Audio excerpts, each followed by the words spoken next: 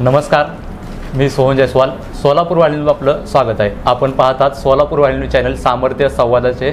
आणि आता आपल्यासोबत संवाद साधण्यासाठी आहेत भाजपचे राज्यसभेचे खासदार आणि सोलापूर जिल्ह्याचे प्रभारी माननीय अमरजी साबळे साहेब यांच्याशी आपण संवाद साधणार आहोत की आगामी लोकसभेसंदर्भात. कारण आपकी बार 400 पारचा नारा भाजपने दिलेला आहे आणि जवळपास लोकसभेचे रणशिंगणच फुंकले आहे. त्यामुळे सातत्याने दौरे देखील वाढले आहेत. आज आपण त्यांच्याशी चर्चा करणार आहोत. सर, तुम्ही सोलापूर जिल्ह्याचे प्रभारी आहात. लोकसभेसाठी भाजपनं जवळपास रणशिंगण फुंकले, 400चा नारा दिलेला आहे. काय वाटतं? देशाचे आदरणीय पंतप्रधान नरेंद्र मोदीजींनी 10 वर्षामध्ये केलेली जी उल्लेखनीय कामगिरी आणि विकासाचं राजकारण हे लक्षात घेता की 400चा आकडा पार होऊ शकतो हा आत्मविश्वास मोदी सरकारमध्ये आणि भारतीय जनता पार्टीच्या कार्यकर्त्यांच्या मनामध्ये असल्यामुळेच हा 400 पारचा आकडा घोषित केलेला आहे. आणि या घोषणेमुळे भारतीय जनता पार्टी आणि घटक पक्षाच्या सर्व कार्यकर्त्यामध्ये एक स्फुल्लिंग पेटल्यासारखं सर्व कार्यकर्ते जोमाने कामाला लागलेले दिसतात. तुम्ही सोलापूर जिल्ह्याचे प्रभारी आहात. आज तुम्ही दौरे करत आहात अनेक ठिकाणी. कशा पद्धतीने तुम्हाला रिस्पॉन्स आहे भाजपच्या माध्यमातून? सोलापूर लोकसभा राजकीय दृष्टिकोनातून लक्षात घेता या सोलापूर लोकसभा मतदारसंघामध्ये 4 विधायक 4 आमदार हे भारतीय जनता पार्टीचे आहेत. मोहोळचे आमदार हे अजितदादा पवार गटाचे आहेत आणि ते महाराष्ट्राच्या सरकारमध्ये सामील झालेले आहेत. त्यामुळे या ठिकाणी भारतीय जनता पार्टी मित्रपक्षाचं माप जड झालेलं आहे. आणि या परिस्थितीमध्ये या ठिकाणचा उमेदवार आहे तो प्रचंड मताधिक्याने निवडून येईल असा आत्मविश्वास या लोकसभा मतदारसंघातील जनतेमध्ये आणि कार्यकर्त्यामध्ये आहे. सर, आता तुम्ही म्हणालात की BJPचे काही कॅन्डिडेट आमदारीत आहेत, राष्ट्रवादीचे आहेत आणि त्यामुळं BJPचं पारडं सोलापूर जिल्ह्यामध्ये जड आहे. मात्र काही दिवसापूर्वीच आमदार प्रणिताई शिंदे असतील किंवा ज्येष्ठ नेते काँग्रेसचे सुशीलकुमार शिंदे असतील यांनी असं म्हणलेलं आहे की खासदार जय सिद्धेश्वर स्वामी यांचं कामकाज न आवडल्यामुळं आगामी ह्याच्यात काँग्रेसचाच उमेदवार इथं निश्चित निवडून येईल. काय सांगू शकाल? ते सुशीलकुमार शिंदे असतील, प्रणितीताई शिंदे असतील, या उमेदवार म्हणून त्यांनी स्वतःची बाजू मांडणं हे आपण समजून घेऊ शकतो. परंतु राजकीय गणित जर पाहिलं तर त्यांची बाजू ही लंगडी आहे हे लक्षात येईल. या मतदारसंघामध्ये 2 निवडणुकीमध्ये लोकांनी सुशीलकुमार शिंदेंना नाकारलेलं आहे. देशाचे गृहमंत्री असताना, 2 वेळेस मुख्यमंत्री असताना ते या सोलापूरचा विकास करू शकलेले नाहीत. सोलापूर शहर आणि सोलापूर जिल्हा हा एकमेव जिल्हा असा आहे की सोलापूर शहराची गेल्या 10 वर्षातली लोकसंख्या वाढली नाही. ह्याचं कारण या सोलापूर शहरामध्ये रोजगार आणि विविध उद्योग हे उभारले गेले नाहीत. त्यामुळे ब्रेन ड्रेन हा या ठिकाणी होताना दिसतो. जर बेसिक इन्फ्रास्ट्रक्चर सुशीलकुमार शिंदे गृहमंत्री असताना, मुख्यमंत्री असताना जर टप्प्याटप्प्याने उभारलं गेलं असतं आणि या ठिकाणच्या तरुणांना जर रोजगार उपलब्ध झाला असता तर या शहराची लोकसंख्या वाढली असती. परंतु या शहराची लोकसंख्या वाढलेली दिसत नाही. कारण या शहरामध्ये बेसिक इन्फ्रास्ट्रक्चर उभं करण्याचं काम हे सुशीलकुमार शिंदे यांच्या कारकिर्दीमध्ये होऊ शकलेलं नाही. विद्यमान खासदार जय सिद्धेश्वर स्वामी यांच्या कारभारावर पंढरपूर, मोहोळ, त्याच पद्धतीने सोलापूर शहरातील जनता नाराज आहे. त्यांनी जनतेशी संपर्क केला नाही, विकास कामे केली नाही असे जनतेमधून चर्चा दबक्या आवाजात सुरू आहे. तुम्ही जिल्ह्याचे प्रभारी आहात, या सर्व गोष्टीकडे कशा प्रकारे पाहता? भारतीय जनता पार्टी आणि मोदी सरकारच्या योजना लोकांपर्यंत पोहोचवणं, खऱ्या अर्थाने लाभार्थ्यांना लाभ मिळाला का नाही तो पाहणं आणि भारतीय जनता पार्टीने त्यांच्या घोषणापत्रामध्ये जे जे कार्यक्रम दिले होते ते कार्यक्रम पूर्ण झालेले आहेत याच्याबद्दल लोकांच्या मनामध्ये किती समाधान आहे अशा विविध बाबीवर आणि संघटनात्मक कामावर आम्ही काम करत आहोत. त्यामुळे लोकांच्या मनामध्ये समाधानाचं वातावरण आहे. संपूर्ण देशामध्ये जे वातावरण आहे तेच वातावरण सोलापूर लोकसभा मतदारसंघामध्ये राममय झाल्याचं दिसतं. त्यामुळे या निवडणुकीमध्ये देशाचे पंतप्रधान नरेंद्र मोदीजी हेच या देशातील प्रत्येक लोकसभा मतदारसंघातले ते उमेदवार असतील. प्रत्येक मतदारसंघामध्ये कमळ हेच चिन्ह असेल आणि नरेंद्र मोदीजी आणि कमळ चिन्हाकडे बघून या देशातील जनता 400 पारचा आकडा पूर्ण करेल असा मला विश्वास आहे. सर, आता ज्या पद्धतीने तुम्ही म्हणालात की कमळ चिन्हावर ही निवडणूक लढवली जाईल, राष्ट्रवादीचे आमदार उत्तम जानकर हे देखील सोलापूर लोकसभेसाठी इच्छुक आहेत आणि त्यांनी देखील भाजपच्या चिन्हावर लढवण्यासाठी तयार केलेले आहे. कार्यकर्त्यांच्या बैठकी चालू केलेल्या आहेत. काय वाटतं? उत्तम जानकर हे भारतीय जनता पार्टीचे कार्यकर्ते नाहीत. त्यामुळे भारतीय जनता पार्टीमध्ये त्यांना उमेदवारी दिली जाईल, मिळेल असा आशावाद मला व्यक्त करता येणार नाही. कारण निवडणुकीचा उमेदवार जाहीर करण्याचे अधिकार हे पक्षश्रेष्ठीचे असतात, संघटनात्मक पार्लिमेंटरी बोर्डाचे असतात. त्यामुळे त्याच्यावर निर्णय तेच घेतील. परंतु आज ठामपणे मी सांगू शकतो, उत्तम जानकर भारतीय जनता पार्टीचे कार्यकर्ते नाहीत, भारतीय जनता पार्टीचे सभासद नाहीत. परंतु भारतीय जनता पार्टीमध्ये उभं राहिल्यानंतर आपण निवडून येऊ शकतो असा विश्वास अनेक कार्यकर्त्यामध्ये निर्माण झालेला आहे.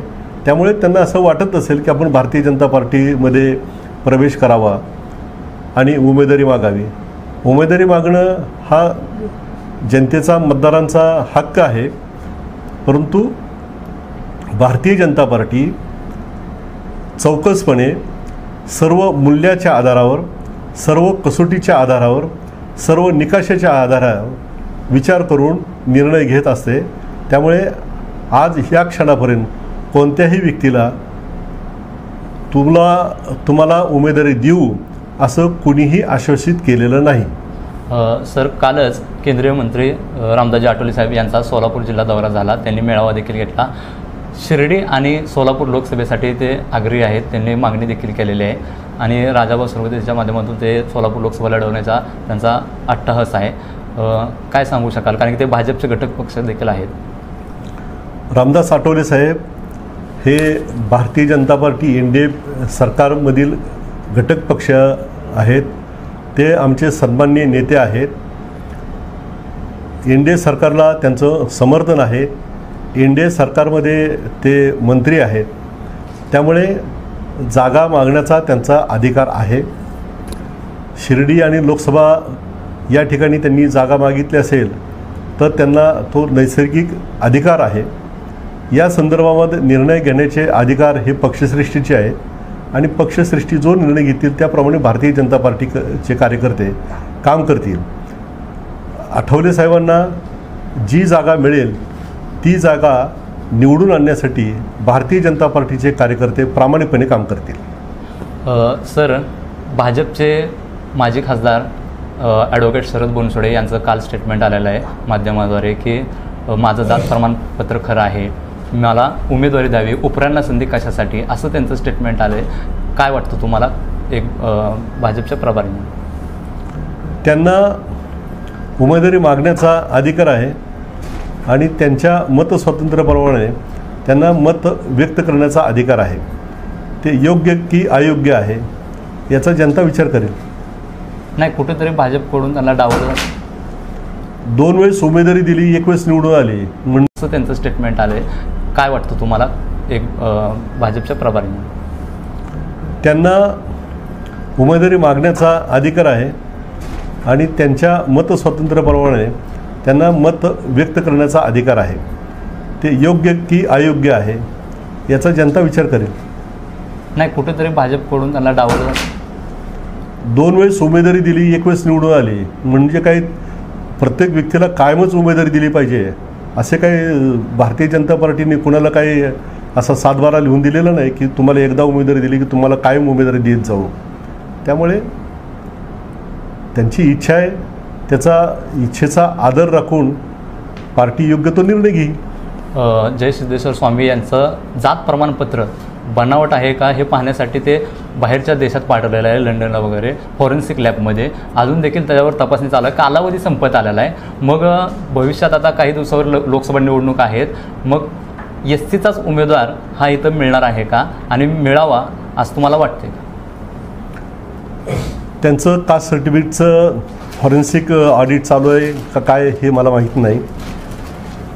या ठिकाणी हा अनुसूचित जातीसाठी राखीव असलेला मतदारसंघ आहे आणि अनुसूचित जातीसाठी राखीव असलेल्या मतदारसंघातून अनुसूचित जाती वर्गाच्या उमेदवारालाच उमेदवारी दिली पाहिजे असं संविधानिक तरतूद आहे आणि त्या तरतुदीप्रमाणे या ठिकाणी उमेदवार दिला जाईल. सर, शेवटचा प्रश्न. सोलापूर जिल्ह्यातून दबक्या आवाजात चर्चा सुरू आहे की स्थानिक उमेदवार हा लोकसभेसाठी द्यावा अशी चर्चा BJPच्या माध्यमातून चर्चा चालू आहे. तुम्ही देखील असं बोललं जाते की अमर साबळे हे देखील लोकसभेसाठी इच्छुक आहात. मग याकडे तुम्हाला काय वाटतं? मी तुम्हाला असा प्रतिप्रश्न विचारतो की तुमच्याजवळ असे किती लोक म्हणाले की बाहेरचा उमेदवार दिला नाही पाहिजे, अशी मला तुम्ही संख्या सांगा. त्यामुळे दबक्या आवाजात 1-2-4 कार्यकर्त्यांनी असे काही कुणाजवळ व्यक्त केलं असेल तर त्याची दखल घेण्याचं काही कारण नाही. असं स्थानिक व्यक्तीलाच उमेदवारी दिली पाहिजे असं म्हटलं तर देशाचे आदरणीय पंतप्रधान गुजरात सोडून वाराणसीमध्ये जाऊन उभे राहिले, तिथं निवडून दिलं. मग वाराणसीच्या मतदारांनी पंतप्रधानांना निवडून दिलं, त्यांनी काय चूक केली का? अमेठीमधून स्मृती इराणींना उभं केलं, त्या तिथल्या स्थानिक उमेदवार नव्हत्या. अमेठीतल्या लोकांनी निवडून दिलं कारण मोदींवर विश्वास, स्मृती इराणींच्या कर्तृत्वावर विश्वास, त्यामुळे त्यांनी निवडून दिलेलं आहे. त्यामुळे स्थानिक असा वाद निर्माण करणं हे कोत्या मनाचं लक्षण आहे, नॅरो माइंडचं लक्षण आहे. सर, विरोधकांना काय आव्हान करा? विरोधकांनी तर अगोदरच नांगी टाकलेले आहे. मोदींचा 400 पारचा आकडा ऐकून विरोधकांच्या छातीमध्ये धस्स झालेला आहे आणि 2024 राहू द्या पण 2029ला तरी आपण निवडून येऊ शकतो का नाही अशा पद्धतीची शंका त्यांच्या मनात निर्माण झालेली आहे. कारण नरेंद्र मोदीजींनी 10 वर्षामध्ये जे जे करणार आहे ते सर्व करून दाखवलेलं आहे आणि कधीही विरोधकांनी ते सत्ताधीश असताना विकसित भारताचं स्वप्न या देशाला दाखवलं नव्हतं. ते विकसित भारताचं स्वप्न दाखवण्याची मनोभूमिका ही नरेंद्र मोदीजींनी घेतलेली आहे आणि जेव्हा 3ऱ्या टर्मला नरेंद्र मोदीजी पंतप्रधान होतील तेव्हा विकसित भारताच्या दिशेने आपण वाटचाल केलेली या पिढीला पाहायला मिळेल. याची देही याची डोळा. त्यामुळे मला विश्वास आहे की नरेंद्र मोदीजींचा शब्द हा नरेंद्र मोदीजींची गॅरंटी हे लोकांना पटलेलं आहे. मोदी जे सांगतात ते करतात हे लोकांनी पाहिलेलं आहे. त्यामुळे फिर एक बार मोदी सरकार, फिर एक बार 400 पार अशी किमा घडल्यास वावगं ठरणार नाही. धन्यवाद सर, तुम्ही तुमचा मौल्यवान आम्हाला दिल्याबद्दल. एकंदरीतच आगामी लोकसभेच्या पार्श्वभूमीवर त्यांनी सोलापूर जिल्ह्याचा आराखडा आपल्या सोलापूर वाहिनी चॅनलच्या माध्यमातून मांडलेला आहे. तसेच त्यांनी विरोधकांना आव्हान केलेलं आहे की नरेंद्र मोदी यांच्या धसक्यानं 2029 साली सुद्धा ते निवडून येतील का नाही अशा पद्धतीने प्रतिपादन त्यांनी केलेलं आहे. तर पाहूया काय होते ते. कॅमेरामॅन यासिन शेख सोबत मी सोहन जयस्वाल, सोलापूर व्हायरल, पंढरपूर.